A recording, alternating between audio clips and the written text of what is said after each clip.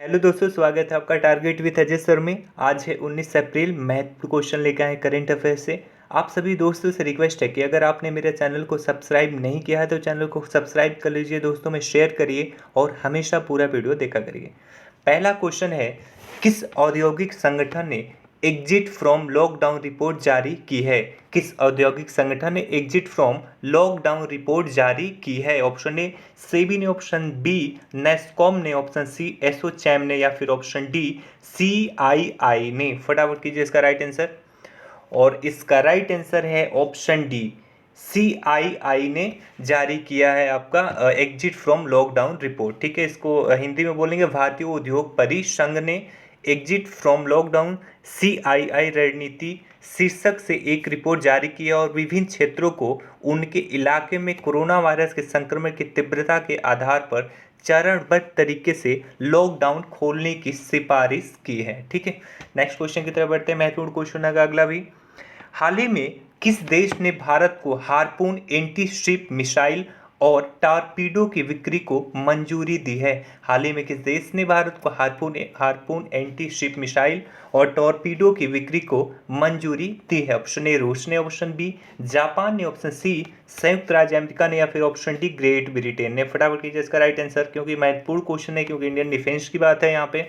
और इसका right answer है ऑप्शन सी, अमेरिका ने। इससे पहले हमारे मैक्सिमम इस तरह के वेपन आते थे रूस से, लेकिन अब वर्तमान में हम मैक्सिमम जो अपने हथियार हैं या फिर सुरक्षा कवच जो भी है वो हम अमेरिका से इंपोर्ट कर रहे हैं। ठीक है, तो इसका राइट आंसर संयुक्त राज्य अमेरिका है। डिटेल देखते हैं इसका।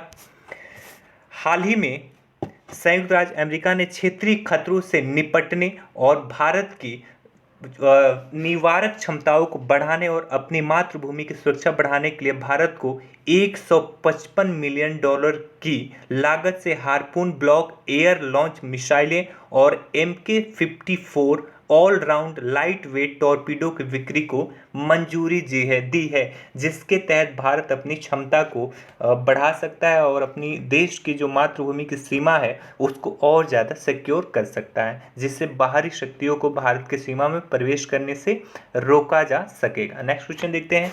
किस मंत्रालय ने सार्क देशों के स्वास्थ्य कर्मियों के लिए एक प्रशिक्षण कार्यक्रम की घोषणा की है?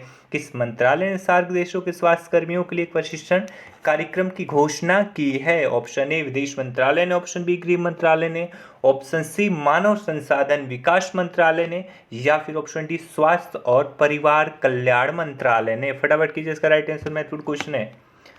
और इसका राइट आंसर है ऑप्शन ए, विदेश मंत्रालय ने। विदेश मंत्रालय ने सार्क देशों के स्वास्थ्य कर्मियों के लिए एक प्रशिक्षण कार्यक्रम की घोषणा की है। ठीक है, और यह 17 अप्रैल से शुरू होगा। ठीक है, 17 अप्रैल से प्रशिक्षण कार्यक्रम शुरू किया जाएगा। ठीक है, नेक्स्ट क्वेश्चन की तरफ बढ़ते हैं।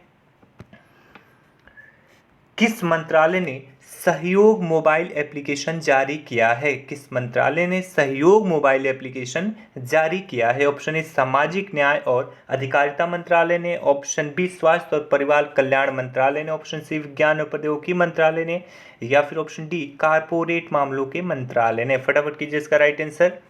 और इसका राइट आंसर है ऑप्शन सी, विज्ञान और प्रौद्योगिकी मंत्रालय ने सहयोग मोबाइल एप्लीकेशन लॉन्च किया है। ठीक है, नेक्स्ट क्वेश्चन की तरफ बढ़ते हैं।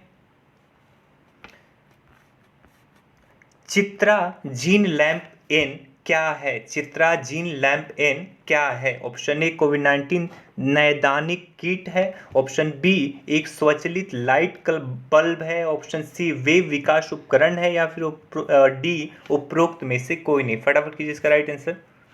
और इसका राइट आंसर है ऑप्शन ए, कोविड नैदानिक किट है ये। ठीक है, इसके तहत कोविड जो भी कोरोना वायरस से पीड़ित हैं या फिर जो संदेह में हैं उनकी जांच की जा सकेगी इस किट के तहत। ठीक है, और परीक्षण किट को Shri Chitra Tirunal institute for medical sciences and technology द्वारा विकसित किया गया है, जो विज्ञान और प्रौद्योगिकी विभाग के तहत एक स्वायत्त कार्य है, और यह 1,000 रुपये में उपलब्ध होगा। यह किट 1,000 रुपये में उपलब्ध होगा। नेक्स्ट क्वेश्चन की तरफ बढ़ते हैं। याद रखिएगा, जीन लैंप एन क्या है? तो कोविड-19 नैदानिक किट है। ठीक है, किट है जिसके कोरोना वायरस पीड़ितों की जांच की जा सकेगी और 1,000 रुपये इसकी कीमत है। नेक्स्ट क्वेश्चन, किस नियामक संस्था ने ओबिकस लॉन्च किया है? किस नियामक संस्था ने ओबिकस लॉन्च किया है? Option A IRDAI, option B TRAI, option C SEBI ने, या फिर option D Bharatiya reserve bank ने। फटाफट कीजिए इसका राइट आंसर। और इसका राइट आंसर है option D Bharatiya reserve bank ने। ठीक है, ओबिकस को भारतीय रिजर्व बैंक द्वारा शुरू किया गया है और यह बैंकिंग नियामक एक सर्वेक्षण है। ठीक है, इसमें जो ओबिकस का फुल फॉर्म है वो ऑर्डर बुक इन्वेंट्री और क्षमता उपयोग सर्वेक्षण भारतीय विनिर्माण क्षेत्रों की मांगों का अवलोकन प्रदान करता है। 2008 से हर 4 महीने में आयोजित किया जाता है। सर्वेक्षण में सार्वजनिक और निजी क्षेत्र दोनों के 25,000 कंपनियों को शामिल किया जाता है। ठीक है, ये हर 4 महीने पर एक बार आयोजन इसका होता है। ठीक है, नेक्स्ट क्वेश्चन की तरफ बढ़ते हैं। किस संगठन ने पूसा परिशोधन सुरंग विकसित की है? किस संगठन ने पूसा परिशोधन सुरंग विकसित की है? ऑप्शन ए भारतीय कृषि अनुसंधान संस्थान है, ऑप्शन बी जीवन विज्ञान संस्थान है, ऑप्शन सी बोस संस्थान है, या फिर ऑप्शन डी कोशिकीय और आणविक जीव विज्ञान ने। फटाफट कीजिए इसका राइट आंसर, महत्वपूर्ण क्वेश्चन है और इसका राइट आंसर है ऑप्शन ए। ठीक है, भारतीय कृषि अनुसंधान संस्थान ने पूसा परिशोधन सुरंग विकसित किया है। नेक्स्ट क्वेश्चन की तरफ चलते हैं। WWF इंडिया के नए राजदूत के रूप में किसे नियुक्त किया गया है? WWF इंडिया के नए राजदूत के रूप में किसे नियुक्त किया गया है? WWF वर्ल्ड वाइड फंड के नए राजदूत के रूप में किसे नियुक्त किया गया? ऑप्शन ए जेरेड लीटो को, ऑप्शन बी गौरी मैलेखी को, ऑप्शन सी विश्वनाथन आनंद को, या फिर ऑप्शन डी रोहित शर्मा को। फटाफट कीजिए इसका राइट आंसर और इसका राइट आंसर है ऑप्शन सी विश्वनाथन आनंद को WWF इंडिया के नया राजदूत नियुक्त किया गया। डिटेल देख लेते हैं इसका। विश्वनाथन आनंद को पर्यावरण शिक्षा कार्यक्रम के लिए वर्ल्ड वाइड फंड का नया राजदूत नामित किया गया है। WWF इंडिया ने भारत में पर्यावरण संरक्षण के 50 वर्ष पूरे किए हैं अभी 2020 में। ठीक है, 50 वर्ष पूरे किए हैं।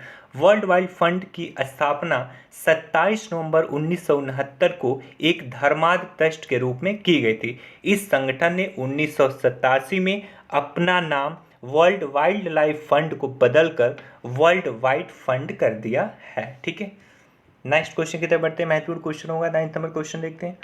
किस संगठन ने कोवैक्सैक विकसित किया है? किस संगठन ने कोवैक्सैक विकसित किया है? ऑप्शन ए IISc ने, ऑप्शन बी CISR ने, ऑप्शन डी DRDO ने, या फिर ऑप्शन डी IIT दिल्ली ने। फटाफट कीजिए इसका राइट आंसर, महत्वपूर्ण क्वेश्चन है और इसका राइट आंसर है ऑप्शन सी DRDO ने। ठीक है, DRDO ने विकसित किया है। ठीक है, डिटेल देखते हैं। रक्षा अनुसंधान एवं विकास प्रयोगशाला हैदराबाद ने कोविड नमूना संग्रह किट कोवैक्सैक विकसित किया है और DRDL ने इस यूनिट को कर्मचारी राज्य बीमा निगम हैदराबाद के डॉक्टरों के परामर्श से विकसित किया है। कोवैक्सैक संदिग्ध संक्रमित रोगियों को कोविड-19 परीक्षण लेने के लिए स्वास्थ्य कर्मियों के उपयोग हेतु इसे बनाया गया है। ठीक है, नेक्स्ट क्वेश्चन। कोवैक्सैक एक किट है जिसमें कोविड-19 के मरीजों की परीक्षण किया जा सकेगा। ठीक है, याद रखिएगा इसको। और इसको बनाया किसने? तो रक्षा अनुसंधान एवं विकास प्रयोगशाला DRDL ने। ठीक है, और किसके सहयोग से बनाया? तो हैदराबाद के डॉक्टरों के परामर्श से बनाया गया है। ठीक है, और यह संस्था जो आपका ये है DRDL है, यह DRDO के अधीन काम करता है। नेक्स्ट क्वेश्चन की तरफ बढ़ते हैं। कौन सा देश एशियाई मुक्केबाजी चैंपियनशिप 2020 की मेजबानी करेगा? कौन सा देश एशियाई मुक्केबाजी चैंपियनशिप 2020 की मेजबानी करेगा? Option A Bharat, option B Japan, option C चीन, या फिर ऑप्शन डी दक्षिण कोरिया। फटाफट कीजिए इसका राइट आंसर और इसका राइट आंसर है ऑप्शन ए भारत करेगा। ठीक है, भारत इसकी मेजबानी करेगा। इसका आयोजन दिसंबर 2020 में किया जाएगा। ठीक है, 2020 में दिसंबर में इसका आयोजन किया जाएगा। डिटेल देख लेते हैं इसका। राष्ट्रीय खेल महासंघ ने घोषणा की है कि भारत नवंबर नवंबर से दिसंबर 2020 में महिला और पुरुष एशियाई मुक्केबाजी चैंपियनशिप की मेजबानी करेगा। इस प्रतियोगिता का आयोजन आमतौर पर 2 साल में एक बार होता है, लेकिन यह लगातार वर्षों में भी आयोजित हो रहा है, यानी कि ईयर बाय ईयर भी इसका आयोजन हो रहा है। ठीक है। बॉक्सिंग फेडरेशन ऑफ इंडिया द्वारा एक बार हालात सामान्य होने और महामारी पूरी तरह से नियंत्रण में आने के बाद मेजबान शहर को अंतिम रूप दिया जाएगा, यानी कि अभी यह किस शहर में आयोजित होगा भारत के, यह अभी तय नहीं हुआ है, क्योंकि कोरोना वायरस का प्रकोप है, तो इसका ऐसा प्रकोप हटने के बाद से कोई निश्चित किया जा सका। इससे पहले 1980 में पुरुष एशियाई चैंपियनशिप का आयोजन भारत ने किया था और भारत के मुंबई शहर में आयोजित हुआ था, और उसके बाद 2003 में भी इसने किया था, लेकिन पुरुष का ना करके महिला चैंपियनशिप की मेजबानी करी थी और हरियाणा के हिसार शहर इसका साक्षी रहा।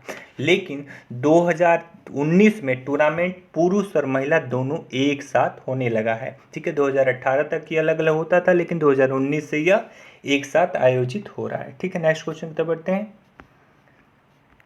किस मंत्रालय ने देखो अपना देश, ये श्रृंखला है, ठीक है, देखो अपना देश श्रृंखला लॉन्च किया है? ऑप्शन ए पर्यटन मंत्रालय ने, ऑप्शन बी गृह मंत्रालय ने, ऑप्शन सी कारपोरेट मामलों के मंत्रालय ने, या फिर ऑप्शन डी सड़क परिवहन और राजमार्ग मंत्रालय ने। फटाफट कीजिए इसका राइट आंसर, और इसका राइट आंसर है ऑप्शन ए पर्यटन मंत्रालय ने। ठीक है। पर्यटन मंत्रालय ने देखो अपना देश श्रृंखला लॉन्च किया है। डिटेल देखते हैं।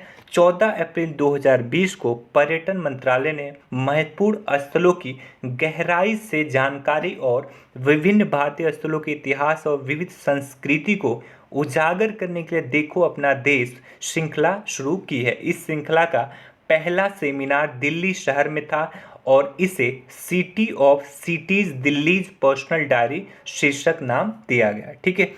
तो ये है पहला इसका जो सेमिनार है देखो अपना देश की था, दिल्ली में आयोजित हुआ था। ठीक है। नेक्स्ट सेमिनार की भी घोषणा नहीं है कि शहर में किया जाएगा, जल्दी हम बताएंगे अगर कोई घोषणा होती है।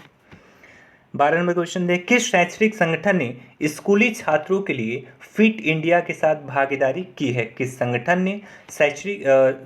शैक्षणिक संगठन ने स्कूली छात्रों के लिए फिट इंडिया के साथ भागीदारी की है? ऑप्शन ए AICTI ने, ऑप्शन बी CBSE ने, ऑप्शन सी NIOS ने, या फिर ऑप्शन डी ICSE ने। फटाफट कीजिए इसका राइट आंसर, और इसका राइट आंसर है ऑप्शन बी CBSE ने शुरू की है। ठीक है। CBSE ने फिट इंडिया के साथ भागीदारी की है। डिटेल देखते हैं। सरकार का महत्वाकांक्षी अभियान फिट इंडिया केंद्रीय माध्यमिक शिक्षा बोर्ड यानी कि CBSE के साझेदारी के साथ शुरू किया गया है, और इसके तहत जितने भी स्कूली छात्र हैं वो लाइव इससे जुड़ सकेंगे, और यह सुविधा 15 अप्रैल 2020 से सुबह 9:30 बजे आपको मिलेगी। ठीक है। सुबह 9:30 बजे CBSE के तहत जो इनकी वेबसाइट है वहाँ पे आप लॉगिन करके आप अपने बच्चों को 9:30 बजे से फिट इंडिया मूवमेंट में शामिल कर सकेंगे। ठीक है। नेक्स्ट क्वेश्चन की तरफ बढ़ते हैं।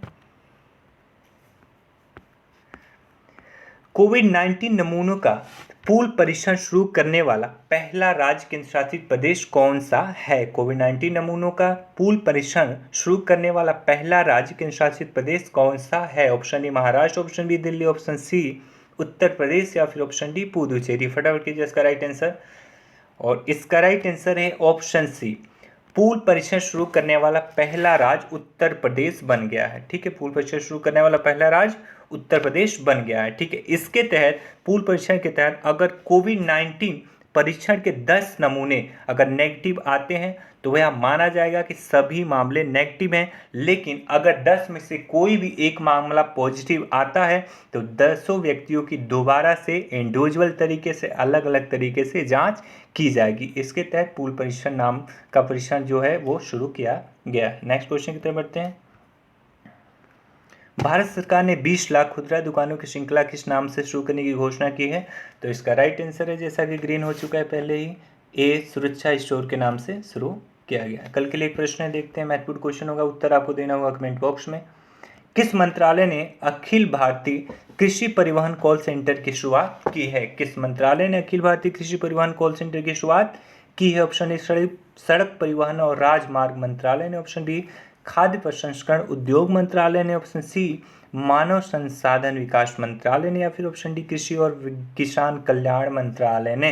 इसका आंसर करना है आपको कमेंट बॉक्स में, या फिर आप टेलीग्राम पे भी इसका आंसर कर सकते हैं अगर आपको पता है तो। अगर नहीं पता है तो कल हम लेके आएंगे इसका आंसर और साथ मिलाएंगे और महत्वपूर्ण क्वेश्चन का संग्रह जो एग्जाम के परिदृश्य से बहुत ही ज़्यादा महत्वपूर्ण होंगे। और आपसे रिक्वेस्ट है कि घर में रहिए, सुरक्षित रहिए, बिना वजह बाहर बिल्कुल न निकलिए और पढ़ाई करना बिल्कुल न छोड़ें। और अगर आपने मेरे चैनल को सब्सक्राइब नहीं किया तो चैनल को सब्सक्राइब करें, शेयर करें और हमेशा अंतिम तक वीडियो देखा करें। Thanks for watching, have a good day.